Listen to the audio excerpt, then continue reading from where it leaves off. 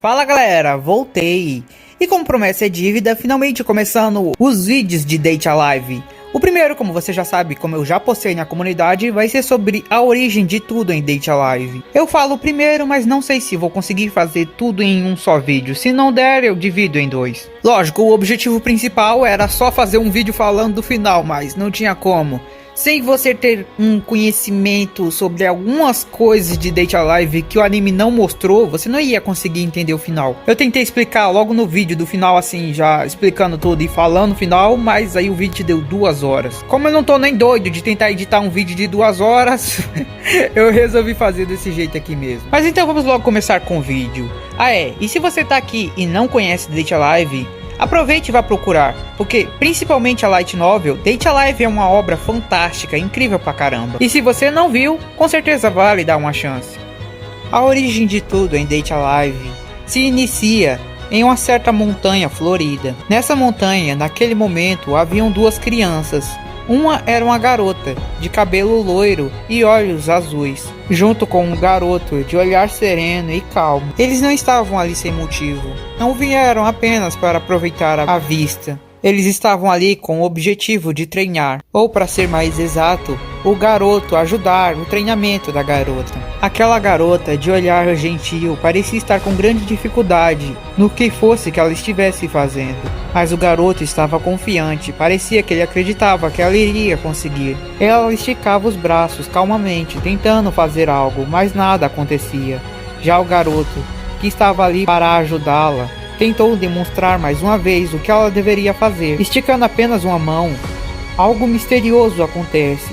Uma energia estranha aparece. Sim, aquilo era magia. Aqueles 2 garotos eram magos e estavam treinando sua magia. De repente, uma terceira pessoa apareceu. Era outro garoto, que veio chamando pelo nome dos outros 2. De acordo com o terceiro garoto, as 2 crianças que estavam ali treinando se chamavam de Ellen e Elliot. Os 2 respondendo o chamado, chamaram a terceira criança que apareceu de Isaac. As 3 crianças ali reunidas agora possuíam a idade de entre 6 a 8 anos, todos os 3. Isaac era mais novo que Elliot e Ellen tinha 7 anos. Diferente das outras 2 crianças, Isaac possuía uma atitude um pouco mais fria. Ele parecia ser um pouco mais sério. Mesmo sendo o mais novo entre os 3, parecia que ele era com mais dificuldade de se alegrar. Então ele logo pergunta o que os outros 2 estavam fazendo ali. Elliot responde que ele havia vindo para conseguir treinar com Ellen, já que o controle de magia dela é muito ruim, diferente do de sua irmã. Ellen sabia disso muito bem,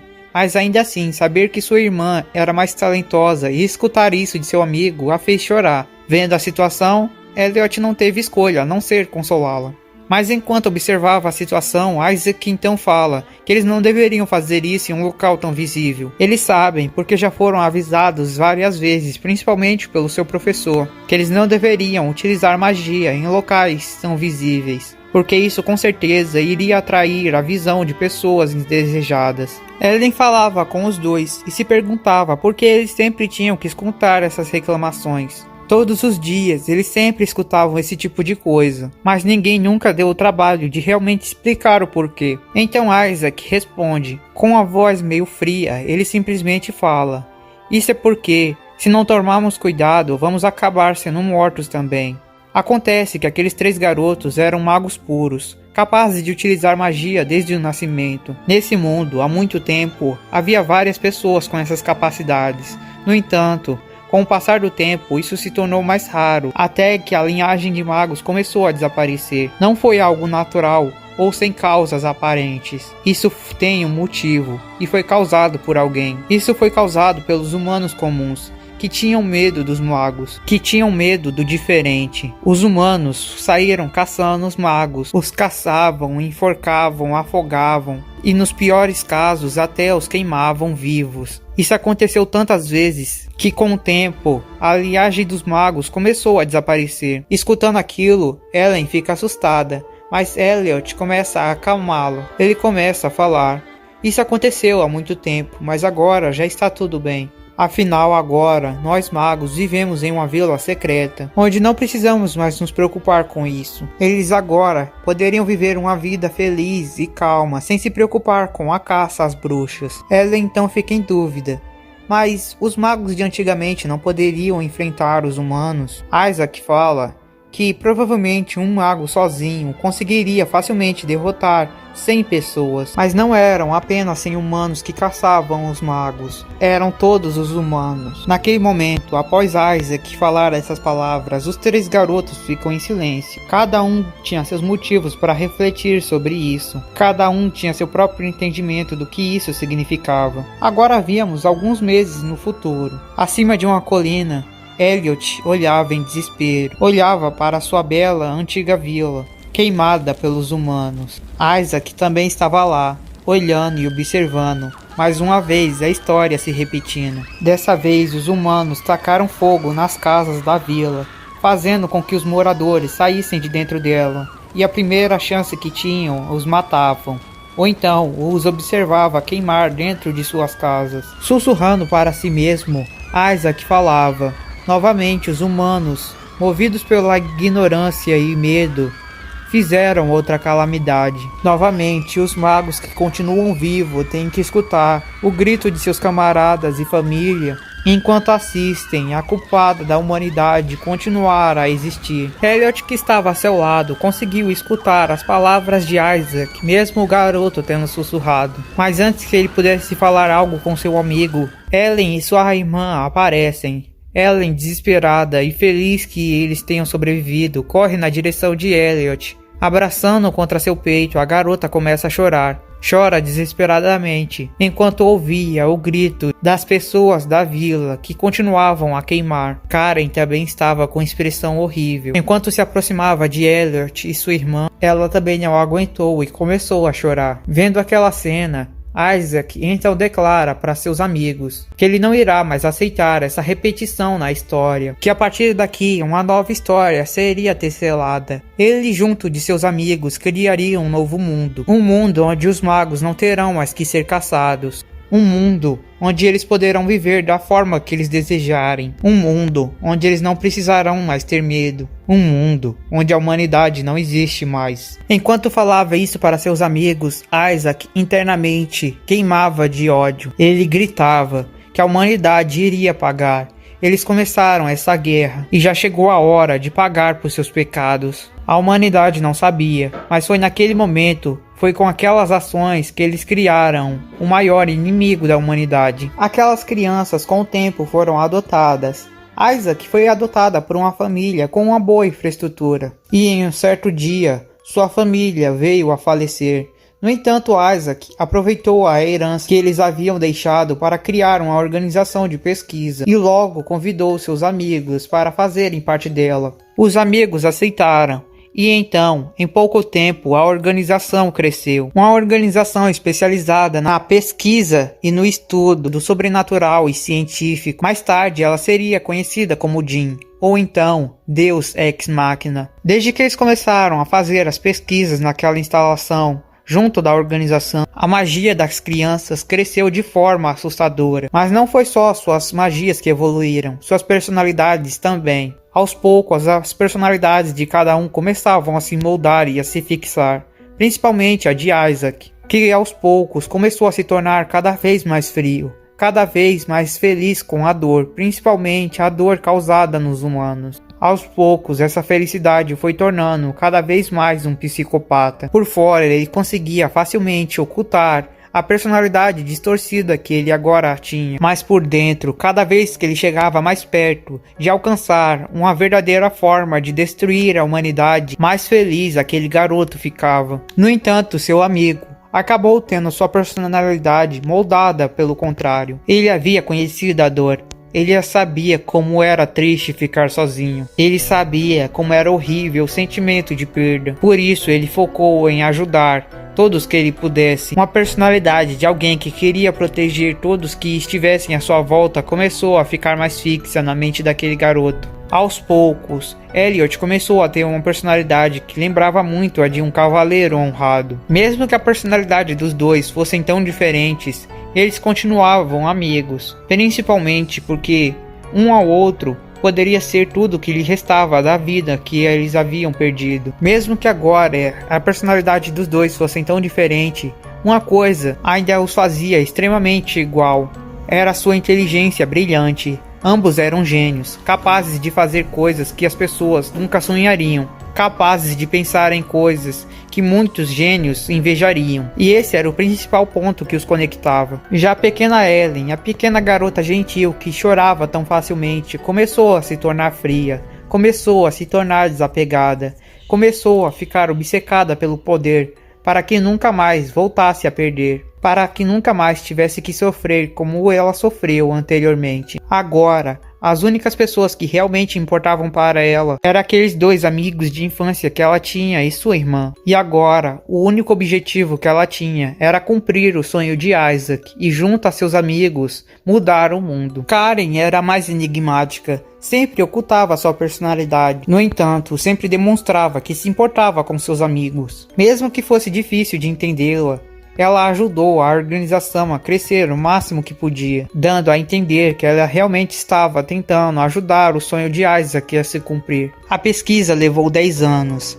10 anos de trabalho duro, esforço e determinação. Mas no fim eles conseguiram. Isaac conseguiu chegar naquilo que iria trazer a mudança no mundo que ele tanto desejava. Ele nomeou o resultado de sua pesquisa de fórmula espiritual e agora ele iria usar ela para criar algo novo naquele mundo, algo diferente, algo capaz de trazer resultados que ninguém nunca já imaginou. Para colocar finalmente seu sonho em prática, eles foram levando a fórmula espiritual até a parte central da Eurásia, com o objetivo de colocá-la em funcionamento naquele lugar. Ao colocarem a fórmula em ativação, algo estranho aconteceu. Eles conseguiam sentir toda a mana espiritual do mundo começou a se reunir em um único ponto, e daquele ponto, uma nova vida começou a surgir. Mas não foi só isso que começou a surgir daquilo. Daquele ponto começou a surgir também uma onda poderosa, uma explosão que se espalhou ao redor, uma energia que conseguia destruir tudo de forma obliteradora e sem distinção. Os jovens usaram a relíquia para poder se proteger. No entanto, tudo ao redor começou a se desmanchar e a desaparecer. Aquela energia se espalhou de forma tão forte que nada restou ao redor, matando centenas de milhões de pessoas. Aquela explosão, aquele fenômeno misterioso, ficou conhecido ao decorrer do tempo como o primeiro terremoto espacial. Após o término dele, tudo que dava para se escutar era o silêncio. Tudo que dava para se ver era o escuro. Isaac estava certo. Aquilo trouxe algo novo. Aquilo trouxe algo diferente. Aquilo trouxe algo que mudaria o mundo. No meio do escuro, no meio do vazio, no meio do caos, algo havia acabado de nascer. Sem ter desejado por isso, sem ter permitido isso, aquele nascimento puro aconteceu. Mas seu nascimento não seria marcado como algo para se alegrar. Seu nascimento não seria visto como o nascer de uma nova vida. Seu nascimento seria marcado como a morte. Seu nascimento seria marcado como o dia em que a ruína alastrou-se pelo mundo. Ela não era culpada, ela não pediu para nascer. Mas isso não mudou o fato de que seu nascimento trouxe a ruína à vida de milhões de pessoas. Aquela garota que havia acabado de nascer não possuía um nome, não possuía roupas, não possuía sequer um lar. Mas aquela jovem garota que havia acabado de nascer já levava o fardo de uma culpa que havia sido jogada nela. Assustados com o escuro, mas ainda assim maravilhados com a luz, os jovens que a criaram foram até ela, e olhando para a pequena criatura, cada um viu algo diferente. Isaac viu a arma perfeita, a arma para trazer a ruína que ele desejava. Ellen viu como a chave que iria abrir as portas de um novo mundo. E Elliot se apaixonou pelo encanto daquela criatura pura que havia acabado de nascer. Sem perder mais tempo, os cientistas levaram ela até um dos quartéis da organização Jean. Chegando lá, eles iniciaram várias pesquisas e exames na garota. Após investigarem muito, conseguiram descobrir que não havia sido só a garota que nasceu naquele momento. Naquele momento, em algum outro lugar, Um novo mundo também havia nascido junto com a garota. Uma nova realidade. Um mundo paralelo foi criado do nada. Aquele novo mundo seria conhecido como o mundo vizinho. A conclusão lógica de Isaac era que assim como essa criatura havia dado origem a esse mundo, ela também era a única com a chave para adentrá-lo. Ele tinha razão. A única que poderia criar uma abertura desse mundo para o outro era ela, utilizando seu poder. Um poder que ficou conhecido por ela como Anjo. Ela o nomeou de Ein Sof.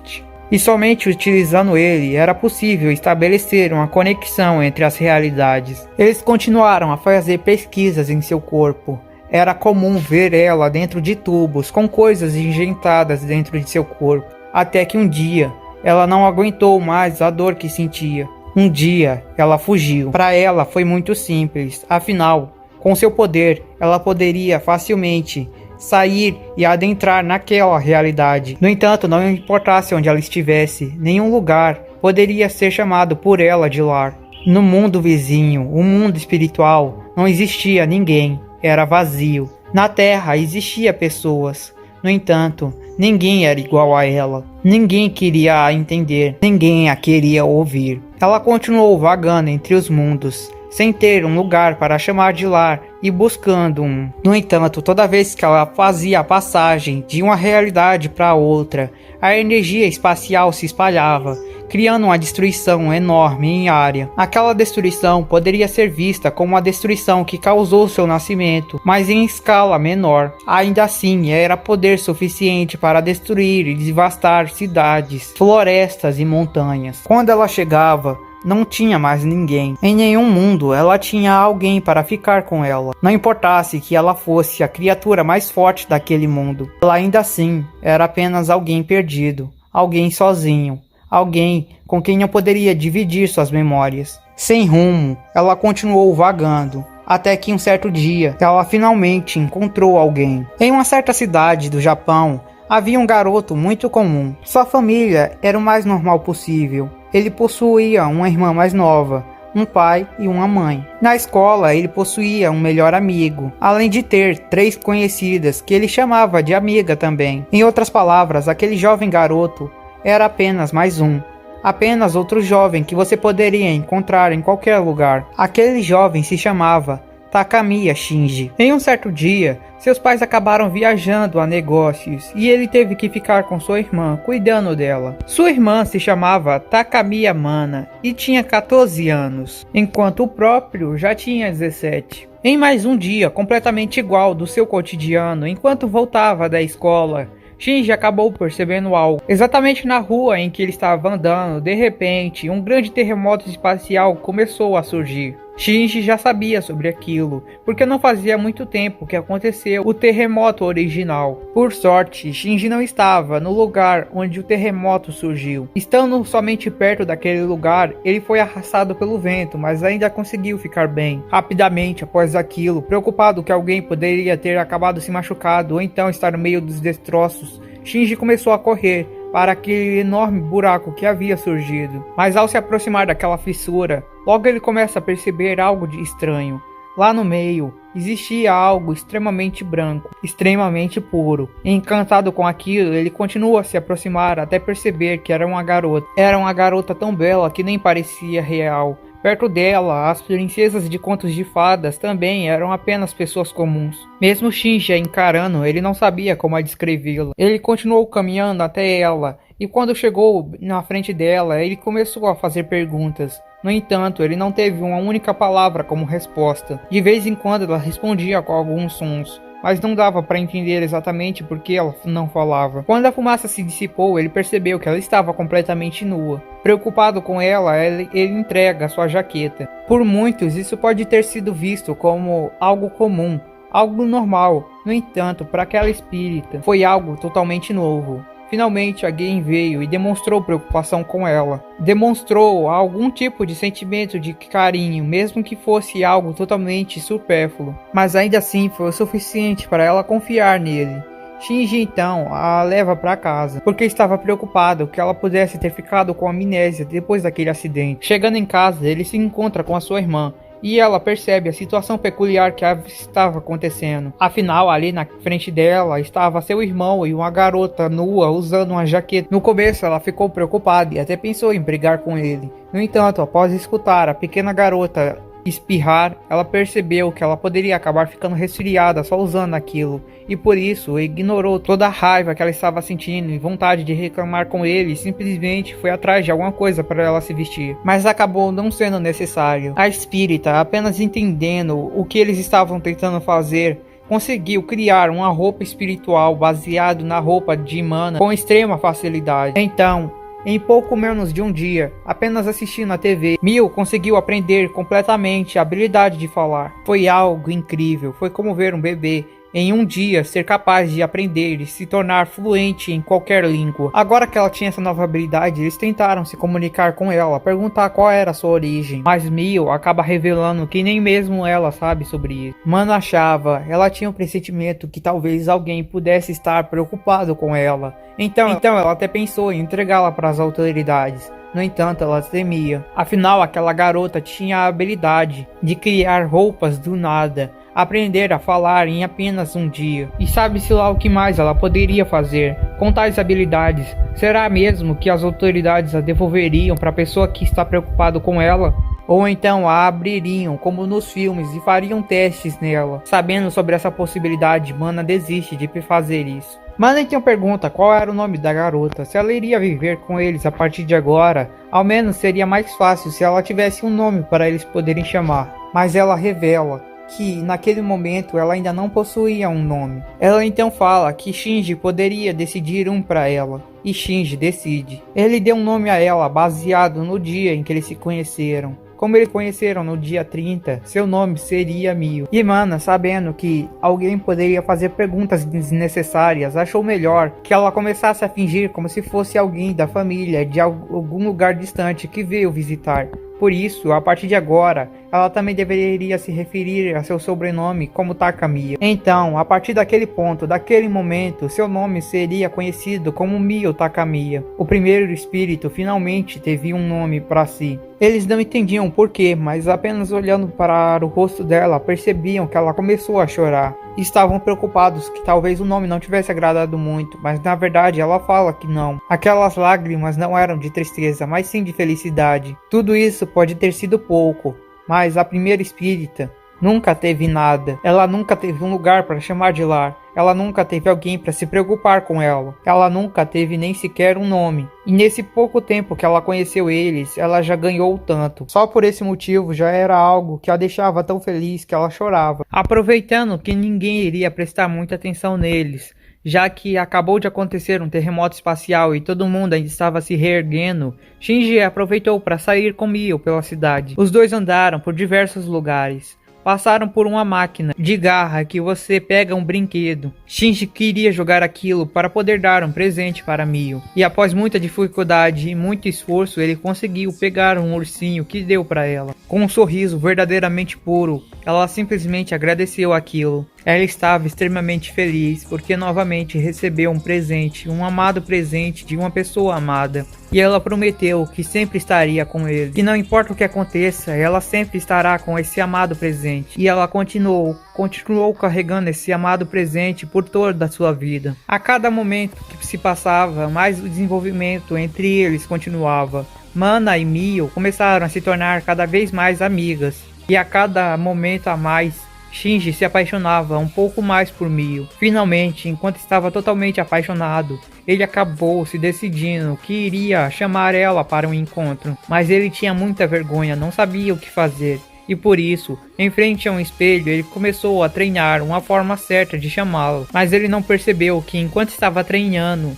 Mio estava o observando por trás. Ela acabou aceitando o pedido dele, sem nem mesmo ele fazer o pedido diretamente. Em apenas um dos testes, enquanto ela escutava, ela acabou gritando que sim. Sabendo de um dos maiores desejos de Mio, que era conhecer o mar, Shinji a levou para a praia, para começar o seu encontro. Mio estava feliz e agradeceu por ele lembrar desse sonho dela. E Shinji falou que jamais esqueceria qualquer detalhe que fosse sobre ela, jamais esqueceria qualquer parte da pessoa que lhe é tão importante. Escutando aquilo da pessoa que ela tanto amava, Mio vai na direção dele, o abraça forte e confessa que aqueles são os melhores dias que ela teve em toda a sua vida. Olhando para os olhos dele, ela também confessa que ela o amava. Ela fala que o ama tanto que não sabia o que poderia fazer, mas enquanto estivesse com ele, ela sabia que poderia fazer tudo, e por isso ela o abraçava. Aquele sentimento, aquela necessidade de estar com ele não poderia ser expressado em palavras. Tudo que ela poderia fazer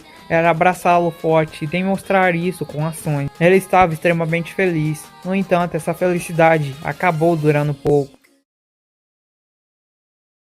A organização da Jin começou a invadir aquela cidade. Vários agentes apareceram por todos os lados. Alguns agentes até encontraram os dois na praia e atiraram em Shinji. Utilizando seus poderes, Mio conseguiu tirá-los de lá e também conseguiu curar um pouco Shinji. Em alguns segundos, o jovem já estava completamente bem. Ela então estava triste porque ele acabou se machucando por culpa dela. Ele pergunta o porquê isso seria culpa dela e ela revela que já havia visto aqueles homens. Eles provavelmente vieram para essa cidade em busca dela. Ela começa a chorar, ela começa a sofrer, mas sabia que era inevitável. Ela fala para que ele fuja sem ela. Se ele ficar perto dela, ele poderá ser ferido novamente. E isso assustava muito. Mas Shinji fala que não existe um motivo na Terra que o faça abandoná-la. Não importa que risco isso iria fazer ele passar, não importa que perigo isso fizesse com que ele tivesse que correr, ele jamais iria deixar o lado dela. Mio estava extremamente feliz com aquelas palavras. Shinji pega ela pelo braço e os dois começam a correr, tentando ficar o mais longe que pudessem daqueles agentes. No entanto, sem saber do que estava pela frente, eles acabam se encontrando com outro exército. Liderando aquele exército de agentes estava um homem loiro na frente deles. Aquele homem se apresenta aos dois. Ele se chama Elliot. O menino Elliot cresceu e voltou a se encontrar com Mio. E agora vocês sabem como foi a origem dos espíritos nesse mundo, pelo menos da primeira espírito. Como tudo isso vai se conectar com o nascimento de Shido, a origem das outras espíritos e os outros mistérios deixados no vídeo, isso você vai ter que assistir no próximo vídeo. Por isso se inscreva, deixe o like, vire membro e até a próxima. Valeu!